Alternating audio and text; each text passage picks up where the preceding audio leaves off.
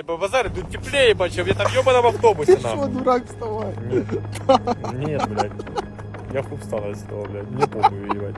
Пішли, Мне Єгор. похуй, блядь. Хочешь, блядь, иди нахуй, короче.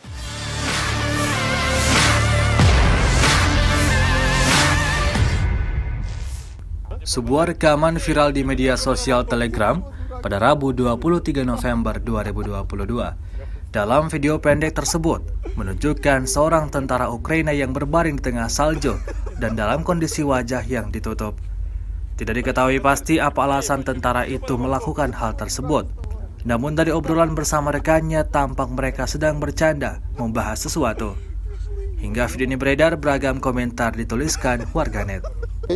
Sejauh ini selama invasi berlangsung, Rusia melaporkan 333 pesawat Ukraina, 177 helikopter, 2.549 UAV dieliminir oleh pasukan Vladimir Putin.